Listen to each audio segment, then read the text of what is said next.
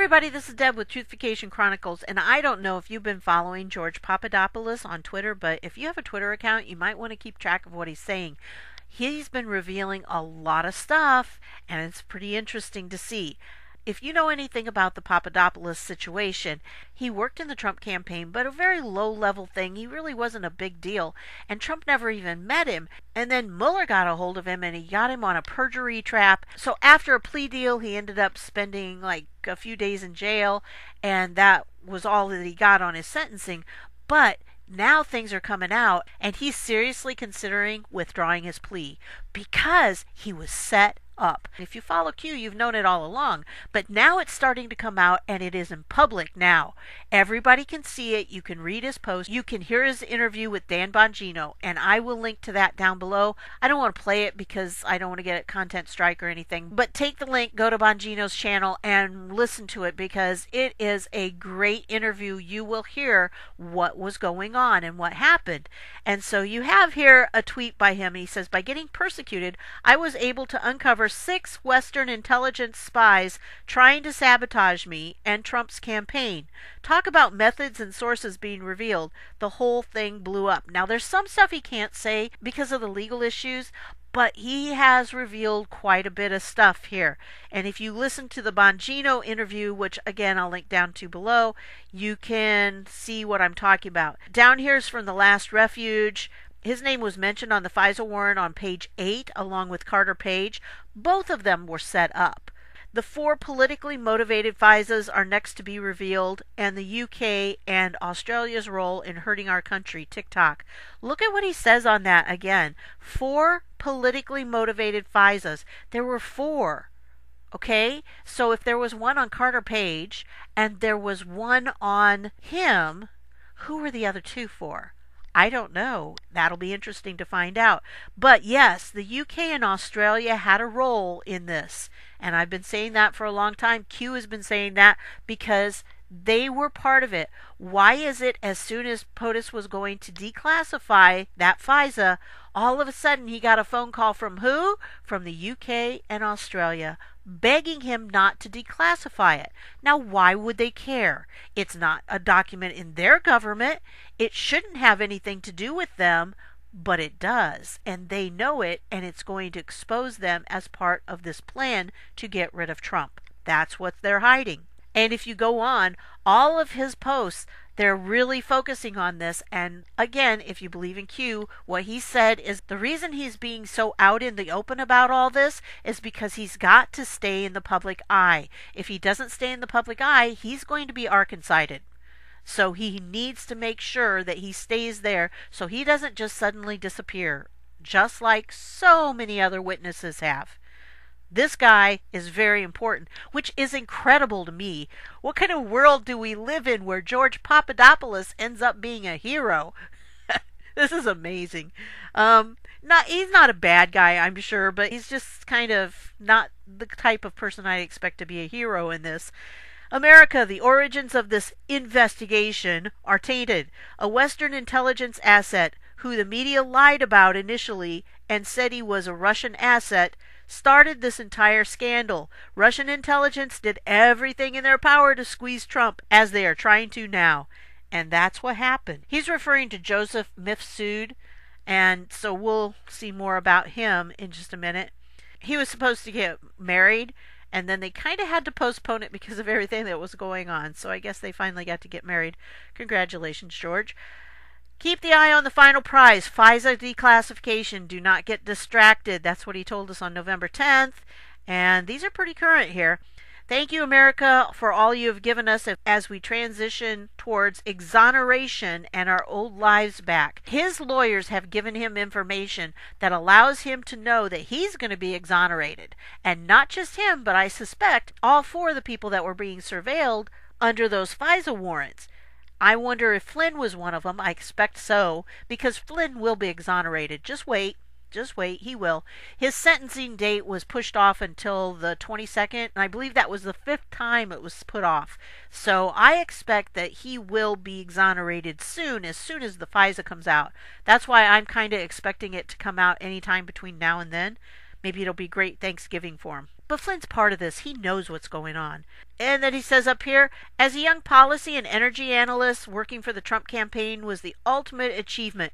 Had big hopes for joining the White House or Department of Energy as was planned. A corrupt investigation stopped that. Now my purpose is to expose it. Happy fate called me. It's time for America to rethink its alliances. There is a new world order. Europe will never recover from the migration crisis. Nationalism is on the rise there and will forever divide it. And when he says nationalism, he means it in the good, positive way that Trump is talking about, where it's being patriotic, it's being faithful to your own country and putting your own country's interests first before you can take care of others. So it's the good version of nationalism he's talking about. It's on the rise there and will forever divide it. The U.S. should work with those countries on an ad hoc basis and see China as threat number one. Well, Trump has always been talking about China being a threat. And when he was talking about election meddling, he said China was part of that. But the media went crazy because they didn't want to consider it was anything other than Russia. Because that's what they've been told. You know, Russia, Russia, Russia. That's all they can say. Because that was the narrative. This is what this is all going to expose. Because this was the narrative that allowed them to get the FISA warrants illegally. And that allowed them to spy on the Trump campaign illegally. So this is what's going to come out. And it's going to involve, like I said, the UK and Australia as well. And Papadopoulos now knows this. He's giving us information. So pay close attention to what he's saying here. I was on a first-name basis with 5 leaders in the Middle East and Eastern Europe while I was in policy. All laughed at the thought of the globalist UN-sponsored future. The realities on the ground are ripe for a nationalist leader, Trump, to lead other nationalistic countries. This movement is quite big. What Trump is part of is happening all over. We saw it with Brexit. We're seeing it in a lot of other countries. Angela Merkel is having trouble in Germany, and we're watching it happen. It's a ripple effect. It's happening across the world that people are realizing this globalism thing is not going to be in our best interests. So we need to stand up against it. We need to protect our country and our own interests. The liberal media is trying to portray nationalism as something really bad, but it's not. It's patriotism. This is what our country has been all about. So don't let them do that to you. Ignore what they're saying because it's not true. That's not the definition of nationalism. It has nothing to do with what color Americans are. It's that we are all Americans and we stick together. That's the important thing. Don't let them divide us.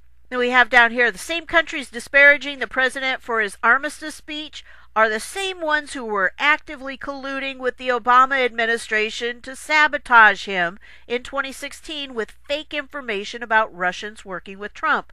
They are also lying to him about their role in FISA. See, he's telling us exactly what was going on. The current CIA director, Gina Haspel, I don't know if you know this, but she was running CIA operations where? In London. At the time, Western intelligence assets, Joseph Masoud, Alexander Downer, Erica Thompson, lying or planting false information about me and Trump to cause a fake conspiracy. Trump knows everything and is informed. Oh, yes, he does. He knows it all happened. And his people know it all happened. The military intelligence. And Gina here, Gina knows exactly what was going on. And that's why Gina Haspel is the director of the CIA right now. Aha! See, there was a plan behind it. Trump put Pompeo first into the CIA so he could find out who all the black hats in the CIA were. And then he had the tools to be able to go up to the Secretary of State where then he could negotiate with these countries. And this is one reason why North Korea went so well, because they had somebody who had been the director of the CIA giving them confidence that the CIA was no longer going to be meddling in North Korea and holding Kim Jong-un hostage. So that's what Pompeo did. And Pompeo knows all this stuff because he was part of the CIA and he was directing it for a while, so he understands what's going on. There's just something about Pompeo I've always been a fan of. He looks like somebody I think I could trust. I don't know about the rest of you. But if you remember the old TV show Cheers, he is Norm. but a lot smarter, I'm sure, right? So that's just my opinion. I don't know. Important outstanding questions remaining. Who sent Terrence Dudley and Gregory Baker to contact me, both U.S. intelligence officers, the day before Alexander Downer wanted to meet? Why was Strzok's boss in London during these meetings? CIA Director Gina Haspel knows the key answer. Oh, yes, she does. And this is all starting to come together. He's giving you information about what to expect right here. If you pay attention to what he's saying, he knows this. He knows what's in the FISA. He knows. And it's all starting to come out just like we were told it was going to. And when the FISA is released and people see what's there, and whatever these other 3 FISAs are, I mean, I didn't even know there were 2 other FISAs other than his and Carter Page's. Well, Carter Page's has been declassified now, so that will come out, and I assume that maybe that's going to precipitate the release of the others. Maybe this is why Whitaker, the new acting AG, is in there, so that he can do this release of these documents and take the flack for it, because, oh yes, there will be flack. Oh, I wanted to show you this one. Joseph Masoud wants to testify on Capitol Hill. Massive development. Because some are saying that maybe he was used too by the FBI and the CIA to get him in there and to try to trick Papadopoulos into saying something about Russia, so then they could frame it as, well, see, he's involved with Russia and we need to get these warrants so we can spy on him, because then if they could spy on him, they could spy on Trump, and that was their whole game. They wanted to do that. I think this is his wife. Maybe she's his wife now. I think she brings out a really good point here. When people speculate about Masoud and say that he's a Russian agent, then people see that as a legitimate theory. But then when they speculate that Masoud, that he was working with Western intelligence, oh no, it's a conspiracy theory. So I think that's probably a legitimate thing that she's saying there. She understands what's going on because she knows him. This is what's happening. We're going to find out that what George Papadopoulos is saying here is accurate. And we also are going to find out that the reason he's posting a lot right now is because he's trying to keep safe. He wants to stay in the public eye, because as long as he's in the public eye, if they take him down, it's going to be too obvious. And so I don't think they will. It's his safety net. He's got to stay out there so people can see him. That's how it works. So anyway, I wanted to share that with you. Thanks for stopping by, and I'll see you later.